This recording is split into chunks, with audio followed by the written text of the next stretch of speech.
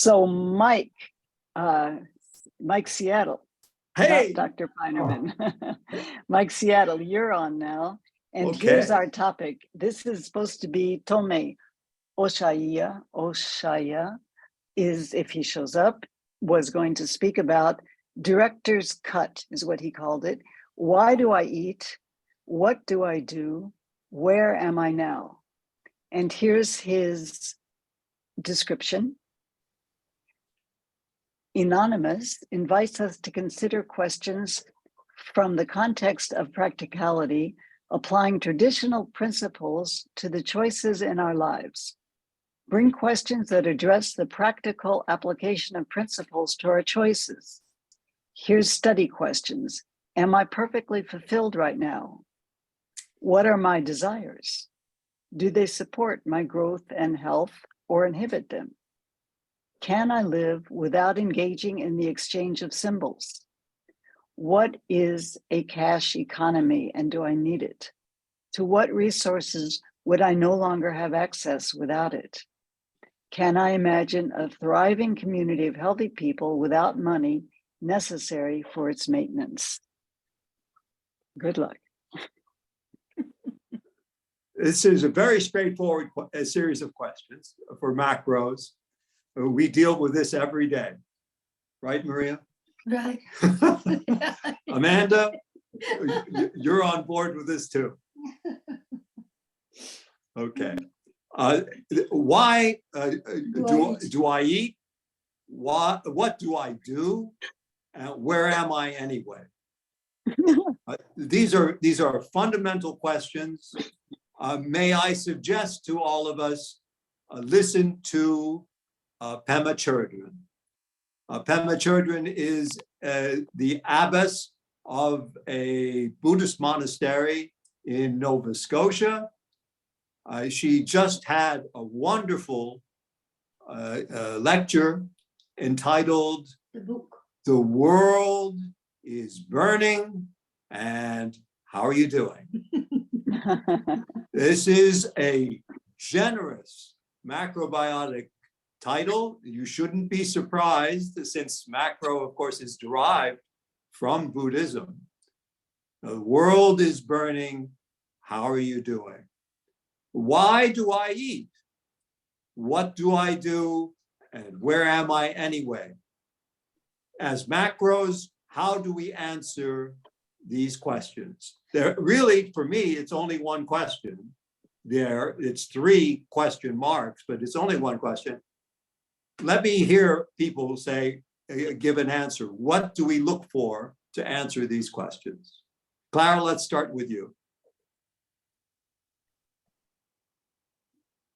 Claire, you have to unmute, please. You don't have to if you want to speak. Freedom, peace, joy, all those beautiful abstracts. Beautiful, beautiful. Clara is suggesting, let's look for freedom, let's look for peace, and let's look for joy. Why do I eat? Clara says, look to your freedom. What do I do? Look for your peace, Clara says. And where am I? I'm in the middle of my joyfulness. Clara, you can't be any more succinct than that. That is good macro. I mean, that is just huge macro. Cynthia, where are you? Cynthia Van, where are you? Okay, Bill. Well, she was here. She was here. Okay. She's Bill, there. how- I can see her. Done the movie yet. Here. Oh, Cynthia. Cynthia, Hi. there you are. Hello. Hi. How about you? Where do you look to get an answer to why do I eat? What do I do? And where am I anyway? Well, certainly the last 2, what do I do? Where am I? The Tao Te Ching. I had a lot of fun with that. And for years, my friend Noelle Elliott and I would go over and over and over the Tao Te Ching, which is what you're supposed to do. You're supposed to read it and reread it and read it again. Oh, did you know she has passed away? No, Yes. no, we we know didn't she know. was very We much knew she was ill. Yeah, at the gate. no. Yes. You were at the Oh, meeting. Were you, Mike? Were you at that meeting that Carl held recently? Yeah, Yeah. sure did. That's where I told people that she was ill. yeah. She did pass on the day after her birthday, her Mm. 80th birthday. So, We love you, Noel. yeah, she's gone, but she and I spent a lot of time. Noel, and we go back a long ways. She was part of the Oshaiya Foundation in California. Heavy duty mandolin player, mandolin player, and Oh, right, she, yes. yeah. What was her stage name? You don't know. Anyway, she had a great stage name, and she just passed. Yeah, Mm. she and Cynthia lived close to each other. Yeah, we lived. She was living in my guest house for 4 years. She came to help me live through the loss of my husband, which was a big help. And so the two of you would go through the Tao Te Ching every day, huh?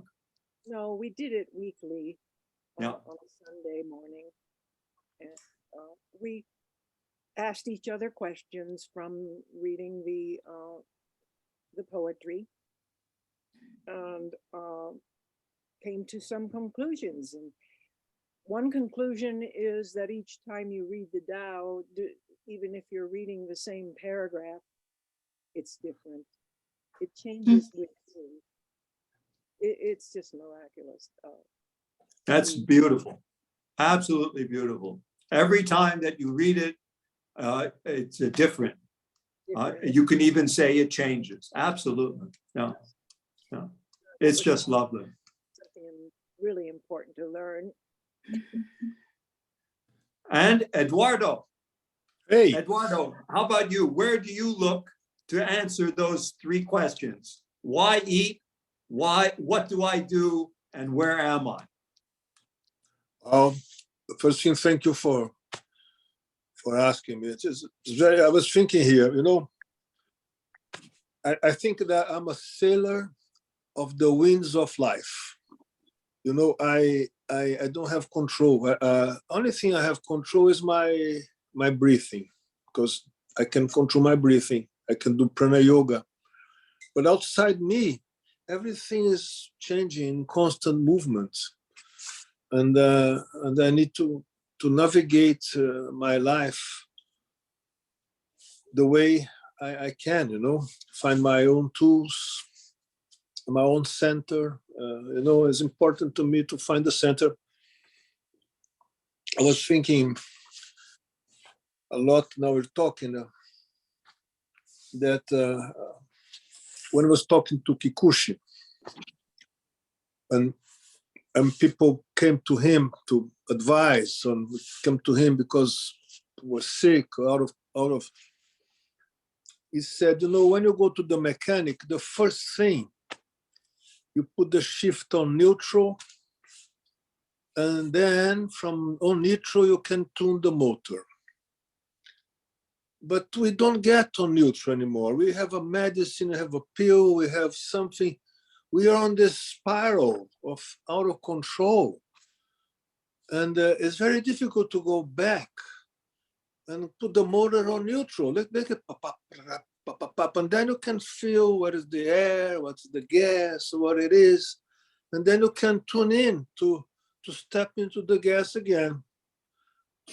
But now everybody here, we are busy, and we're trying to tune in busy, and I don't know, it's difficult. Just little thoughts. Eduardo, I have to think that is really recognizing a very important part to gaining access. You say, to answer those three questions, you need to get to neutral. And then you can listen. You can pay attention. Take it from there. That's very wonderful. And the neutral food also, because we forget. We take medicines and all that. But the neutral food and all this principle, all this principle, it's based on the brown rice. The main food is the brown rice, the full food. I think Oshaiya adopt the brown rice from the Ayurvedic movement and from the old ancient Japanese monasteries. And we cultivate this, at least I cultivate this habit, and I think we all cultivate this habit to bring back to the base.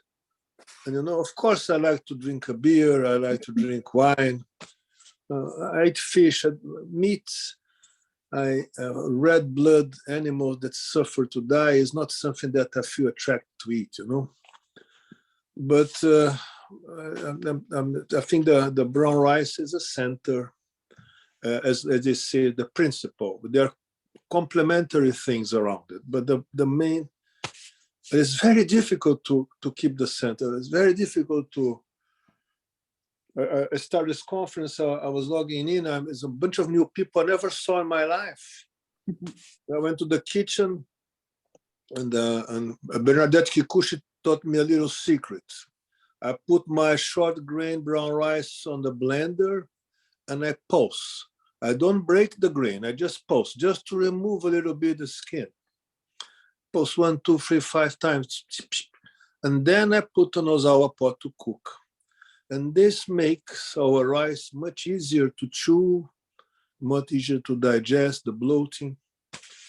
And so I went to the kitchen and I said, I'm going to do a rice soup. I put 1 cup of brown rice, I put 8 cups of water, I put 1 hour and 10 minutes sea salt, and I'm enjoying here, sharing with you. Thank you. There you go. Everyone, if you want to make a note, if you have difficulty achieving neutral in order to answer those 3 questions, Eduardo just gave you a very nice technique that he just learned from Bernadette, how to pulse your grain in order to make your soup. This is a very, very handy technique. Okay, let's go to Marion. Well, good, because I was going to ask, do you pulse it before or after you soak it? No, I take from the bag and I pulse it dry. But the pulsing the rice is just to slightly remove the skin of the brown rice. If you pulse it too much, you break the grain. If you break the grain, you damn it. You're not good. You just pulse, and you see that the taste of your rice is going to change from water to wine. And the pleasure of chewing it is going to be much better. This is, I know, I cannot eat brown rice without give a little stir and removing the skin, If not, it's a sacrifice to eat tough brown rice, Brown rice is a pleasure. Thank you. Good. Okay, so Marion, go ahead. Give us, how is it that you achieve answer to those 3 meditative questions? Well, I just started reading a book called Breath. So this is jumping off of what Eduardo was saying. And he's saying that most of us don't breathe the way humans were designed to breathe. And so he's talking about how to breathe, basically, for optimum health and of course, to get centered. So one of the things I learned last night in my reading was that, as the breath changes from right nostril to left nostril and back and forth during the day or during the night, the right nostril is basically stimulating the sympathetic nervous system, and the left nostril, when you're breathing through that, is stimulating the parasympathetic nervous system. And so he's saying basically you want that balanced.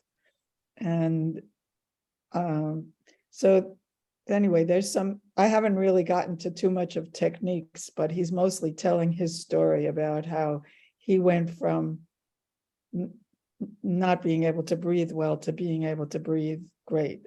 And this works for athletics and everything else. So I'm now on a quest for breath because I have lung issues, and I'd really would love to be able to heal them with breath. So that's something I'm going to be looking forward to learning more and more about and to practicing. And that's great. You know, there's a specific yogic technique for right nostril, left nostril. yeah, Right. And so that's the immediate place to begin, I would think. right. Yeah. Okay. Marion, is that something you could lead us in for a quick exercise? I'd have to learn alternate a lot nostril more than I know now, but maybe at some point, probably not Okay. today.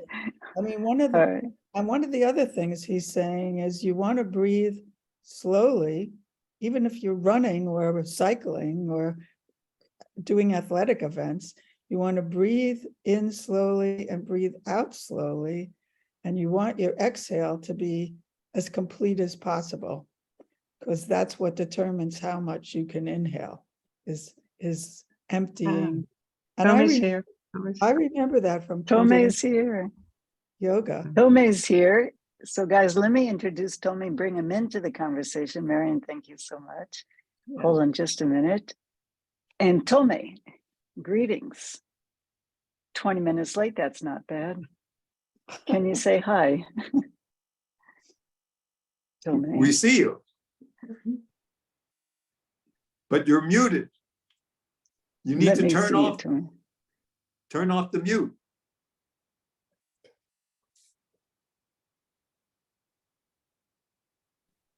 Ask to unmute. Tome. Well, never mind, he's here. Go ahead. I think I can, you hear me now? There Yes. you are. Hooray! Greetings. Tome, give us a intro or a sense of what your topic is. Let's see how we understood it. So basically what I feel I have to offer is my experience, and then I've tested on my life because I was raised in this, in a macrobiotic traditional Chinese medicine style household, and but there was no community for me. So I had to figure out, based on very little data, I didn't read books. My dad was he's a Virgo. He just basically eat brown rice, vegetables every day. We're good. That's it. Don't get caught up in the heady philosophy stuff. And then I studied myself as I grew up to figure out, like, what's this thing we're doing? It makes sense. I see the base principles and I recognize these principles, and I see them in life around me, cause and effect. Someone addiction, then hangover, these types of balancing dynamics. So learning those without having a teacher to kind of tell me what the significance should be is what I have to offer. I've studied it through applying all the principles to my life. So none of my theories are from a book. Okay. And questions based upon, well, if you try this from outside the standard macrobiotic theory, and I think I have some perspectives that are very different than many of the people I've seen who are involved with macrobiotic theory and living practices. I've noticed there are several different demographics of such, and that often, just like anything, like it reminds me of becoming a born again Christian. A certain process where an individual will kind of wipe their brain and be like, everything I knew before was wrong. I'm going to learn a whole new template and I'm starting from zero, kind of. That can also happen with diets that save people's lives. So then people have this experience, it's transcendent, it's beautiful and perfect. Now I know the answers. And then they think that the new template is actually better than the old template, when usually the old template, they just did it wrong. Because all cultures work in their own region until you mess with it. So my theories come from a global perspective where culture is something that's a regional based reference for individuals to fit in their region and be healthy in it, but is not something that should be extrapolatable to any other region other than in base principle form. I like extrapolatable. Thanks. That's a good. Well, you've got us intrigued, so please continue. Oh, well, sorry for being late, I think, right? Is it not? A little bit. That's all right. You're My here now. phone's eats for some reason, so I got to work on my daylight savings thing. I thought. Yeah. I think that finished. I think that's over. Go ahead then. Tell us more. Okay, I'd like to answer questions at this point, just to get an idea of who's here and what's important to people. All right. So are you asking a question? Me? Yeah. I'm asking for your questions, or Got it. any like that. Someone, I don't know what is important to everyone here, and I want to be able to answer something that's relevant, because this is not about me. I'm just sharing from my stuff. Here's what I found out and what I think, but everybody else is going to have different needs, I think, stemming from either healing a specific condition, lifestyle, what's the long term, how is this going to affect my children if I raise them vegan macrobiotic, what are some of the things that might come up? These are the types of questions I can give some stuff on. Can I ask a question? I'm really sorry, but I don't know who you are. So I know your name, but I mean, I love what you're saying so far, because you weren't around when I spoke, but I said something similar, that, you know, my teacher didn't adopt the macrobiotic per se, that he learned at the Cush Institute, because he's in Australia and he's a surfer.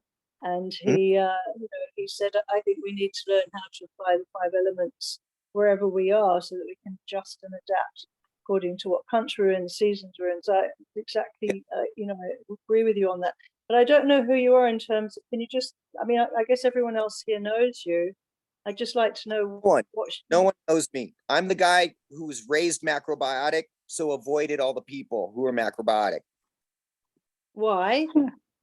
Because there's a social conditioning that occurs in any religion, any theosophy, any cultural thing, where what happens is the economics create a stratified hierarchy of who gets to tell who what's what, who's the authority, and that can become a self-eating monster that just destroys creativity and an ability to have your own experience with something without feeling like you have to answer to some teacher and their ideas. But then you still have the freedom to go to a person that you respect, or me, I have the freedom to go to many people I respect and say, okay, I'm working with this condition, this issue, this idea, can we talk about it? But I don't have teachers. Like, I went to the Cushi Institute, you know, but I was raised in it was a direct experience for me. This was not something I wanted to read about in a book.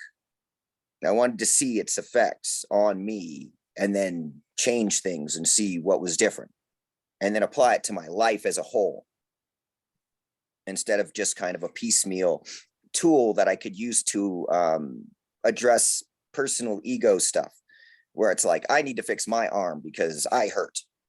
How do I make macrobiotics into a small thing that can fix me here right now? But it's kind of like using Buddha to fix your toe. You know, you're like, don't miss the Buddha.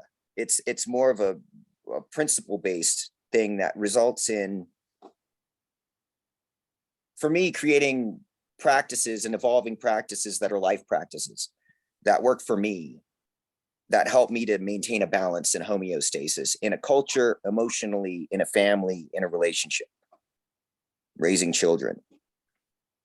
And then the stuff that people often focus on in the macrobiotic community is like, how do I selfishly heal myself and then make money from the stuff so that I didn't waste money healing myself? And that can distract people from the bigger culture model, which this is all just dynamics inside of, which is global.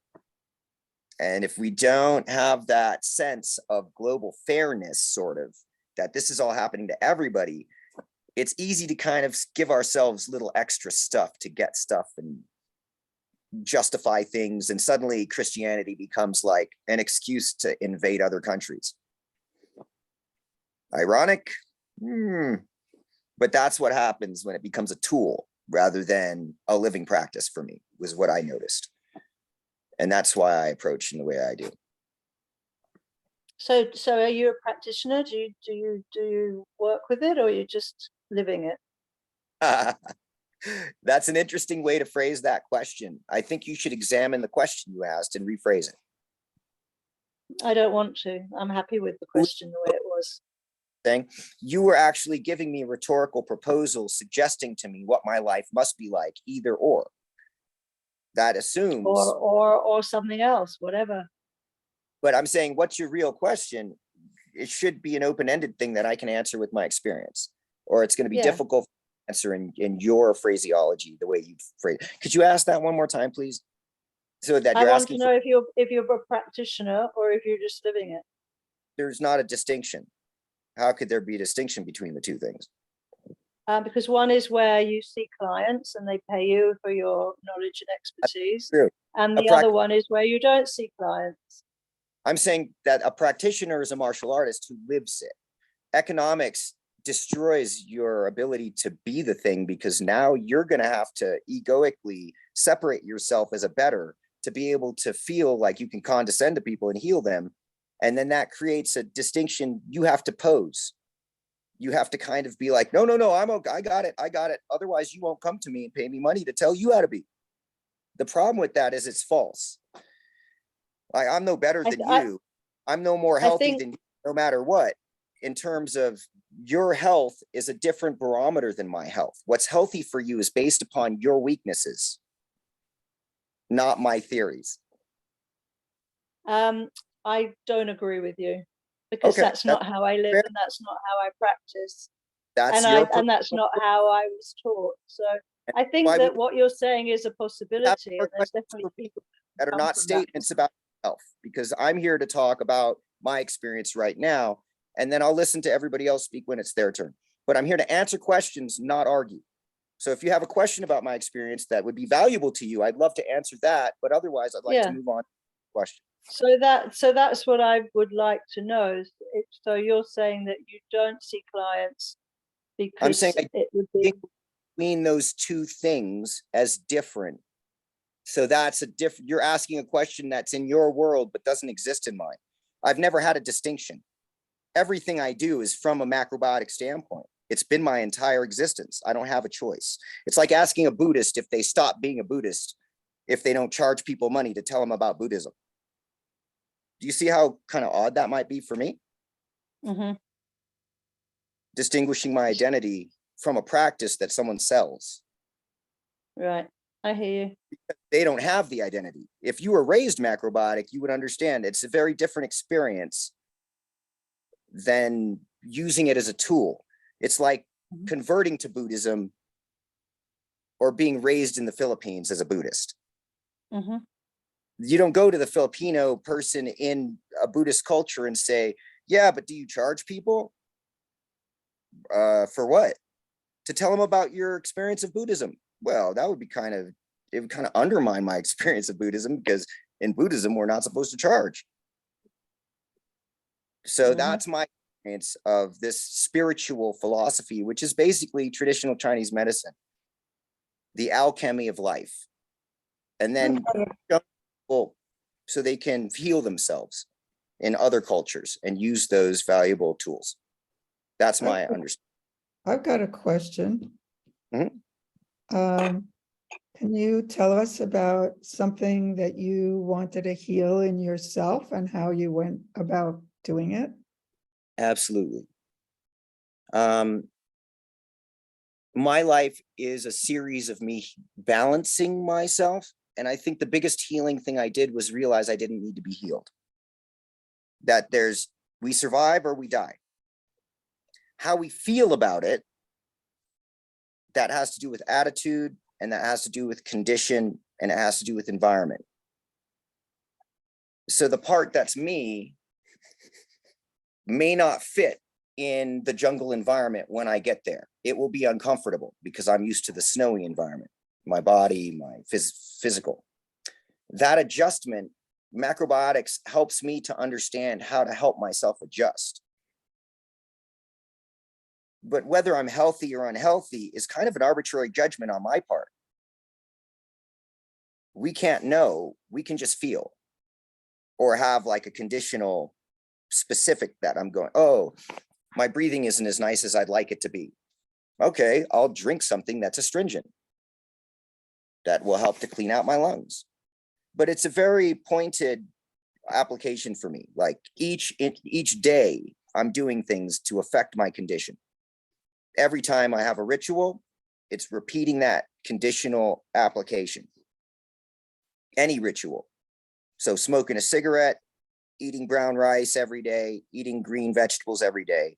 That has an aggregatory, it keeps adding a little bit of broccoli every day, which makes me more broccoli until eventually I'll get too broccoli.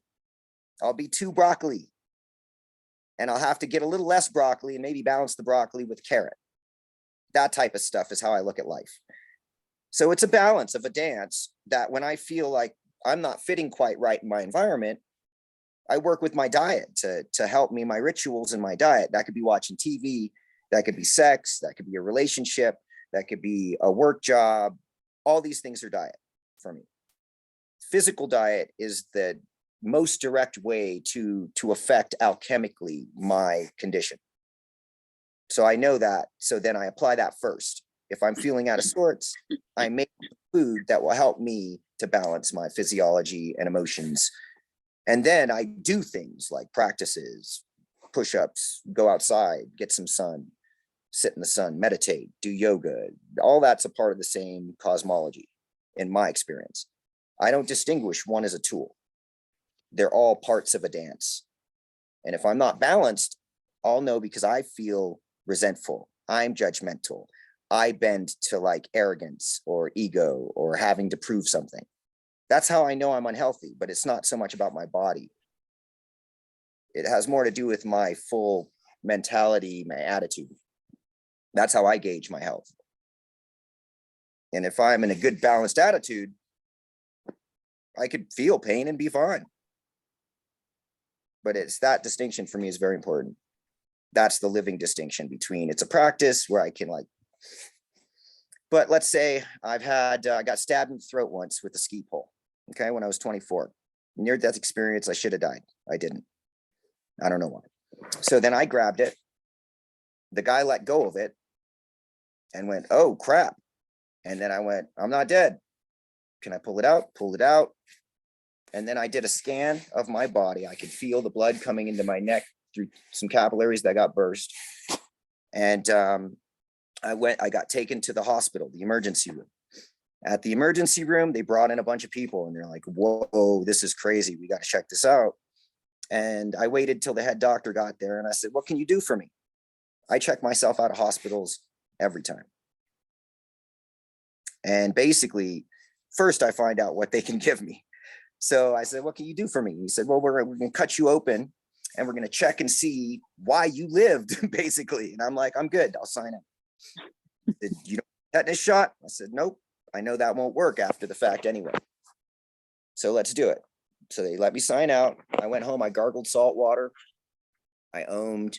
I did what intuitively I felt I needed to do. And I felt when it broke the fever, when I was like, I might die from an infection. Oh, and then it was like, no, okay. And that took about 6 hours. But that for me is the process of healing. It's kind of listening to my body and giving it what it needs to heal itself.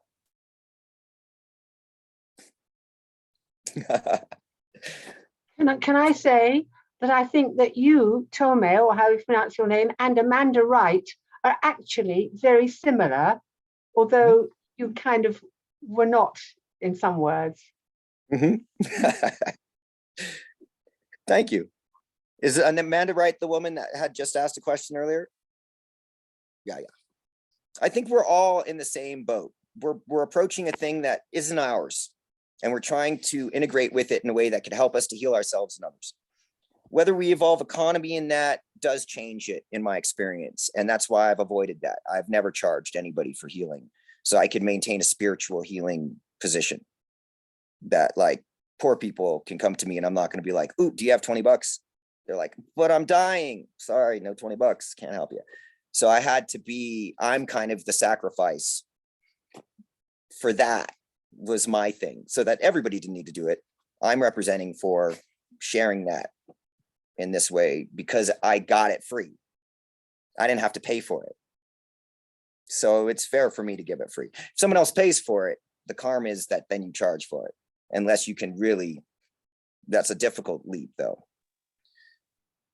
in my experience. So but there's when you asked the question about the cash economy and that latter part of your, in the latter part of your description of your talk, is that how you live? You live on a barter system, or you live without having to need money to exist on? Yeah, maybe 14 years I've done that. Most of my whole life. When I had a partner and I was having a family, I had to compromise. And then when we separated, because I'm an ascetic who was trying to really not have a impact on the world as much as possible, not take anything, not involve myself in those types of processes as much as possible. Eventually, you know, after 10 years together, we separated, and I've been doing it my way ever since. But I started like this. I came out of college on full scholarships and then was like, nope, no thanks. I'm going to just try and figure out a spiritual relationship with the world first. I don't see that being offered here. And then I became homeless and moved to Santa Cruz. And that was the beginning of my journey. But yeah, it's not for everybody. It's definitely not for everybody. I did it so that nobody else would really need to. So now I'm a comment. You would like to live without money, without handling money? I've lived without money for many, many years. Now I'm about to go back into the economy, but as an actor. I don't want to charge for healing. Because if I charge for healing, I'm putting healing in a different space where I'm separating it from anybody who doesn't have economy. And most of the people who need the help don't have the money. So like, it's okay for people to charge money as long as someone's offering it for free. Then people can choose. And I'm the one offering it for free so that everybody else can basically make their money back that they paid to be able to learn how to heal themselves. And then their kids will be like me. Because they'll be like, what, am I going to charge people for Buddhism? Weird. But that only happens if you grew up Buddhist. You know, it's different if you're like, you came in on an economic exchange. It's like, that's just how it works. I have a question. Yeah. When I set out, I didn't set out to be a practitioner. Well, I mean, my beginning of my healing journey wasn't to be a practitioner. So when people came who had issues, I just helped them and they gave me money. I didn't ask for it. And I didn't feel like I was worthy of it and I didn't want to take the money. And then I got told that if there's not an exchange, some sort of an exchange, you know, and it doesn't have to be money also, exchange, but some sort of exchange. It isn't. If they're not in, what can I just 1 second? If they're not invested in it, they don't get the result. And so in the beginning, I was like you. I did at least half my work for free. In the beginning, I never wanted to turn anyone away. But what I saw was that people Oh, took sorry. it. How and long have you didn't- been macrobiotic, ma'am? I'm not macrobiotic. But what I saw was people When took did the you learn healing about and they macrobiotic? How long didn't. ago Can did I you just learn about can I macrobiotics, just please? finish my question? Well, I'd like to know I who just- you are. You're starting to make claims, and I need on my time to be respected as the person who's kind of giving the answers here, or you're gonna undermine my credibility with No, I'm just simply asking you, what I want to ask you is, do you Oh, thank feel that the people that you help Yeah. really appreciate, I'm not appreciate because they appreciate it, but do you feel that they really get benefit? Because I was getting resentful. Yes, People the answer to weren't the question, benefiting. yes, without a question, without a doubt, every single time, because what I do is spiritual. People don't leave me without a change. You're changed forever because you spoke to me once. Because I'm that different. You're going to be confused and you're going to figure it out and you're going to be resentful and you're going to be like, hey, but I'm older. Hey, I should this and that. My way is this. That's fine. That's part of the process. But I affect people directly. I'm not telling you what to do. You're responding to my existence. That's your own personal process of healing. But it's a balancing that happens. It's not about me.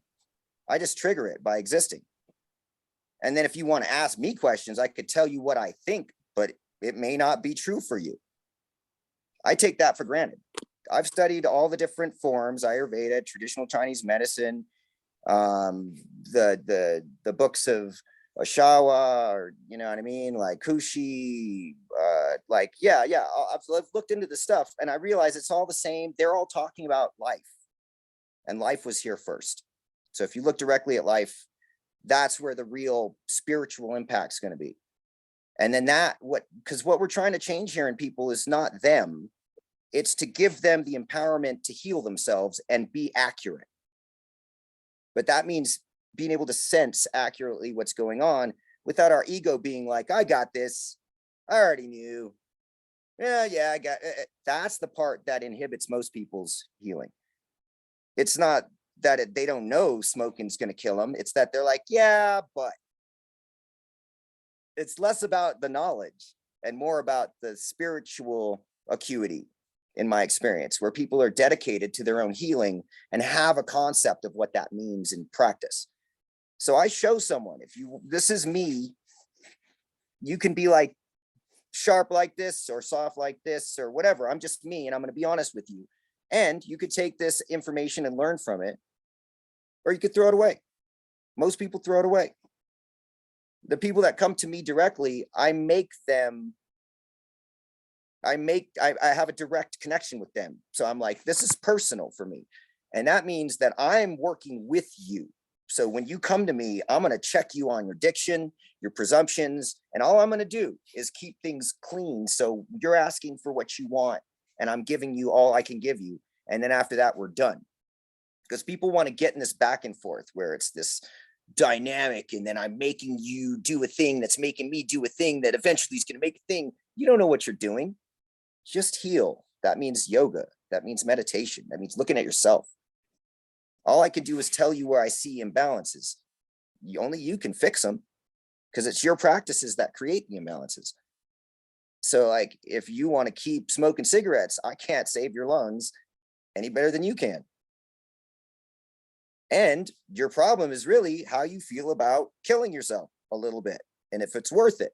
So that's a whole different thing. That's emotional. So I'm like, just come to terms with it and be okay with it, and get that you're going to have consequences. And then it'd be easier for you to stop because you're being honest with it.